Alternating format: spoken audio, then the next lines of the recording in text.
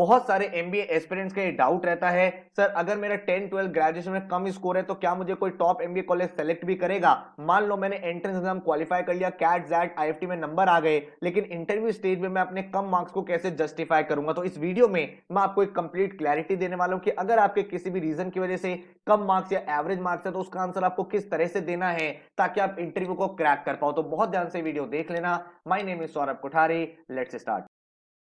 Video start करने से पहले आपको एक अपडेट देता हूं। अगर आप इस साल एमबीए कॉलेज से कॉल एक्सपेक्ट कर रहे हो या फिर आपको कॉल्स आनी स्टार्ट हो गई है तो हमारा जीडीपीए बैच का एक्सक्लूसिव बैच स्टार्ट हो रहा है 20th ऑफ जनवरी से। अगर आप ये बैच बाद में देख रहे हो तो आप लेटर ऑन भी इस बैच को ज्वाइन कर सकते हो। इस बैच में सारी की सारी लाइव क्लासेस आपकी कंडक्ट होंगी जो 7 to 8 PM चलेंगी, जिसमें आपको एक एक इंपॉर्टेंट चीज के बारे में लेक्चर प्रोवाइड होगा। आपको क्लास में बताया जाएगा अपने इंटरव्यू आंसर्स कैसे फ्रेम करने हैं, किस तरह से अपनी स्टोरी को नरेट करना है, किस तरह से बिल्ड करना है। जो भी इंपॉर्टेंट चीजें होती हैं, चाहे वो जीडी से रिलेटेड हो, एसए राइटिंग के रिलेटेड हो, एसओपी राइटिंग हो, सारी की सारी चीजें लाइव क्लासेस में आपके साथ डिस्कस होंगी। एंड अगर आप इस बैच को बाद में भी ज्वाइन करते हो तो हर एक लेक्चर की वीडियो रिकॉर्डिंग आपको मिलेगी एंड ये सारी की सारी रिकॉर्डिंग्स 30th अप्रैल तक अवेलेबल रहेंगी, जब तक आपके सारे इंटरव्यूज कंप्लीट हो जाएंगे। जो बैच स्टार्ट हो रहा है वो 20th जनवरी से स्टार्ट हो रहा है, 15th मार्च तक चलेगा। 2 मंथ्स का बैच चलेगा जिसमें आपके सारे के सारे इंपॉर्टेंट इश्यूज टॉपिक्स पे लाइव सेशंस कंडक्ट होंगे। हम आपको नॉलेज लाइव सेशंस भी प्रोवाइड करेंगे जिसमें एमबीए स्ट्रीम्स के बारे में हम लोग बात करेंगे। मान लो आप इंटरव्यू में बोलते हो मुझे एमबीए इन फाइनेंस करना है,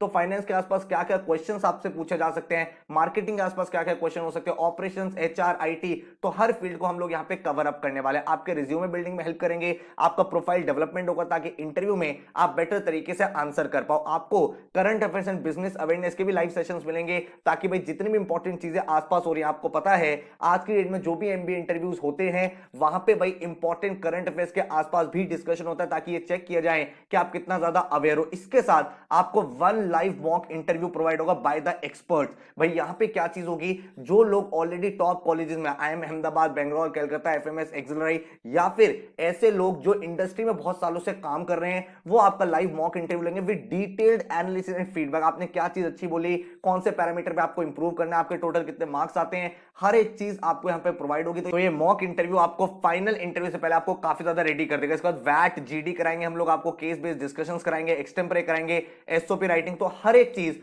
जो आपको जीडीपीए बैच में चाहिए वो सारी की सारी चीज आपको प्रोवाइड होगी। इस बैच का फीस 3500 है, बट फर्स्ट 200 स्टूडेंट्स के लिए ये बैच अवेलेबल है जस्ट 1999, जिसमें आपके सारे के सारे लाइव सेशन, सारे पीडीएफ, जीडी, वैट, SOP, profile building, knowledge session, current affairs, live mock interview, हर एक चीज इंक्लूडेड है। तो अगर आपको ये बैच ज्वाइन करना है, आप वेबसाइट पर चले जाओ studybus.co.in, नीचे डिस्क्रिप्शन में मैंने आपको लिंक प्रोवाइड करा हुआ है। ठीक है, now let's begin with the topic.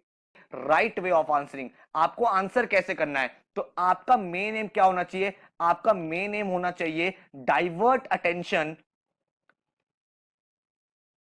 From scores to strength.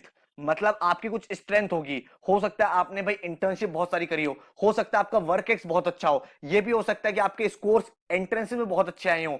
तो आपको क्या करना है, आपको जो इंटरव्यूअर है उसके अटेंशन को डाइवर्ट करना है, स्कोर्स के बारे में ज्यादा डिस्कशन ना करके अपने आंसर को स्विच करना है अपनी स्ट्रेंथ की तरफ। वो बताऊंगा कैसे करोगे, लेकिन इस बात को ध्यान रखना कि अगर आप डाइवर्ट करना चाहते हो तो आपको लेस टाइम देना है एकेडमिक्स को। मतलब जैसे ही एग्जामिनर क्वेश्चन पूछे तो उसे बहुत शॉर्ट में खत्म करना है एंड ज्यादा लॉन्ग एक्सप्लेनेशन नहीं देनी, क्योंकि ज्यादा लॉन्ग एक्सप्लेनेशन अगर आप यही देते रहोगे आपके कम नंबर क्यों है, कम नंबर क्यों है, कम नंबर क्यों है, तो आपकी जो स्ट्रेंथ है, आपके जो पॉजिटिव एरियाज है वो इंटरव्यू में आ ही नहीं पाएंगे एंड आपको इंटरव्यू में चैलेंज फेस हो सकता है। तो अब आपके सामने क्या क्या सिचुएशन आ सकती है ये समझने की कोशिश करते हैं। सबसे पहले 5 तरह की सिचुएशन हो सकती है। या तो आपके एक या दो पर्टिकुलर सब्जेक्ट्स में कम नंबर है, तो अगर आपके एक या दो सब्जेक्ट में पर्टिकुलर कम नंबर है तो देयर इज नो वरी, कोई ज्यादा टेंशन वाली बात नहीं है। आप एग्जामिनर को इजीली बोल सकते हो कि मेरा इंटरेस्ट ओवरऑल पढ़ाई में था, बट ये एक या दो सब्जेक्ट पर्टिकुलर थे जो थ्योरी सब्जेक्ट थे या ये न्यूमेरिकल सब्जेक्ट थे, काफी कॉम्प्लिकेटेड सब्जेक्ट थे, यहां पे मेरा इंटरेस्ट नहीं बना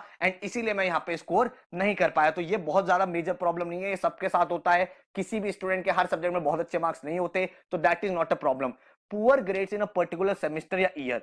अब ऐसा हो सकता है आपके टेंथ में कम रहे हो, ट्वेल्थ में अच्छा आ गए हो, ग्रेजुएशन में अच्छा आ गए हो, या हो सकता है आपके टेंथ में बहुत अच्छे रहे हो लेकिन आपके ट्वेल्थ में कम आ गए हो, ग्रेजुएशन में अच्छे आ गए हो, या फिर ऐसा हो सकता है कि 10 12 में अच्छे हो बट ग्रेजुएशन में कम आ गए हैं। तो अगर एक पर्टिकुलर सेमेस्टर या पर्टिकुलर ईयर में आपके कम मार्क्स हैं तो आप ये चीज एक्सप्लेन कर सकते हो। कैसे एक्सप्लेन कर सकते हो? आप बता सकते हो कि भाई यहाँ पे मेरे कुछ हेल्थ इश्यूज हो गए थे इस पर्टिकुलर सेमेस्टर में, इस पर्टिकुलर ईयर में, तो आप बहुत ज्यादा एफर्ट नहीं लगा पा रहे थे अपनी पढ़ाई की तरफ, लेकिन आपने कॉम्पनसेट कर दिया उसको। कैसे कॉम्पनसेट कर दिया?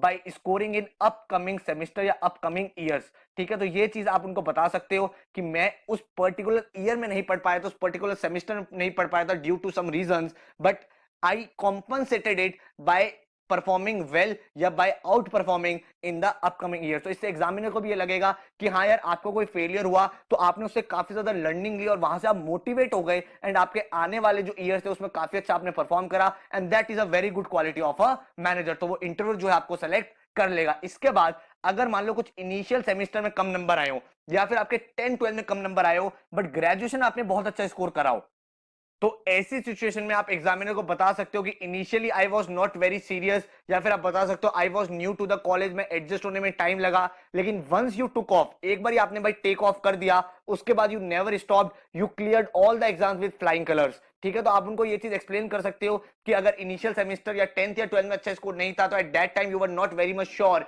कि आपको करियर में आगे क्या करना है। Once you got the clarity you became very focused and determined कि यही मेरा ऑब्जेक्टिव और ये मुझे अचीव करना है, एंड इसके लिए मुझे अपने स्कोर्स भी बेटर करने हैं, मुझे कैट में भी स्कोर करना है, मुझे अपनी प्रोफाइल भी बनानी है। तो I became very determined and I out perform, I excelled everywhere, and that's how today I am sitting in front of you. तो यहां पे भी एग्जामिनर को क्या फीलिंग आएगी कि हाँ यार इनिशियली जब आप क्लियर नहीं थे तो आपको आइडिया नहीं था क्या करना है, इसीलिए आप बहुत ज्यादा सीरियस नहीं थे, बट जब आपको पता चला कि आपको मास्टर्स करनी है, आपको मैनेजमेंट में जाना है, तो आप बहुत फोकस्ड हो गए। और यही चीज चाहिए होती है जब आप बड़े बड़े कॉर्पोरेट में काम करते हो, that you are working with your passion and with 100% focus, तो आपका सिलेक्शन यहाँ पे भी कंफर्म हो जाएगा। उसके बाद कभी कभी ऐसा होता है कि poor grades in the last few semester. आपने कहा सर मेरा 10th अच्छा था, मेरा 12th अच्छा था, लेकिन मेरा फ्यू सेमेस्टर्स में लास्ट में अच्छे मार्क्स नहीं आए, मेरे फाइनली में अच्छे नंबर नहीं बने।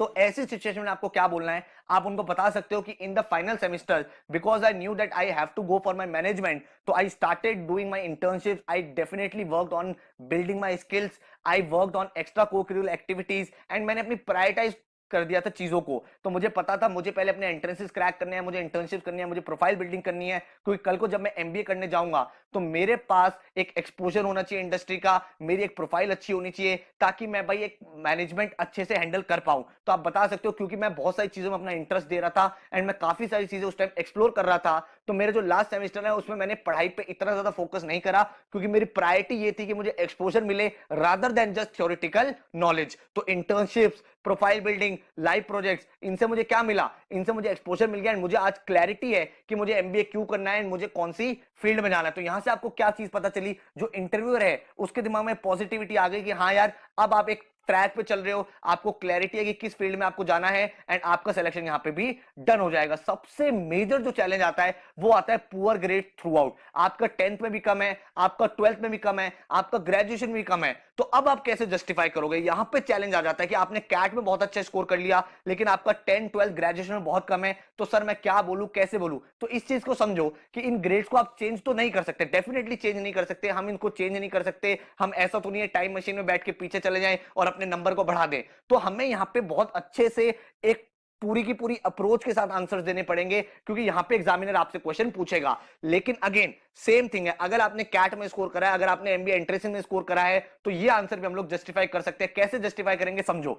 तो जब आपके ओवरऑल पुअर स्कोर है तो आपको क्या बताना है? आपको बताना है कि मैं सर स्पोर्ट्स में एक्टिव था, मैं ईसीए में एक्टिव था, मैं स्किल बिल्डिंग में ज्यादा रहता था, मैं एक्चुअल रोल्स में ज्यादा प्ले करता था, मैंने लीडरशिप स्किल को गेन करा है, मैंने मोटिवेशन स्किल्स को गेन करा है, मैंने मैनेजमेंट स्किल को लर्न करा है। तो जब भी आपके सामने ये आएगा कि why did you score low marks in your 10th as well as 12th as well as graduation, तो what you have to say, sir definitely I agree that I have scored less in my 10th 12th and graduation, but it does not means that my low scores define my low caliber.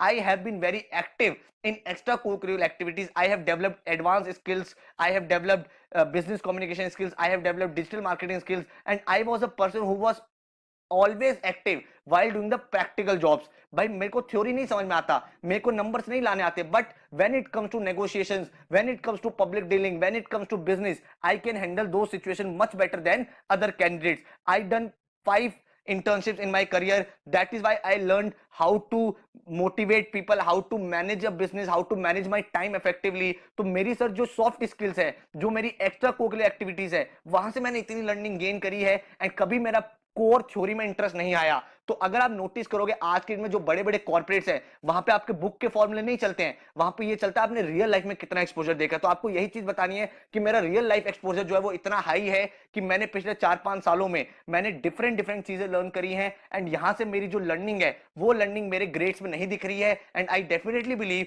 That I am a very good candidate for MBA as well, because in MBA real exposure, industry exposure matters more than the theoretical knowledge. तो इस तरह से आप बोल के अपने आप को जस्टिफाई कर सकते हो। एग्जामिनर भी समझेगा, वो देखेगा कि जब आपने 4 स्किल करी हुई है तो आपने कुछ ना कुछ अच्छा किया हुआ है, ठीक है।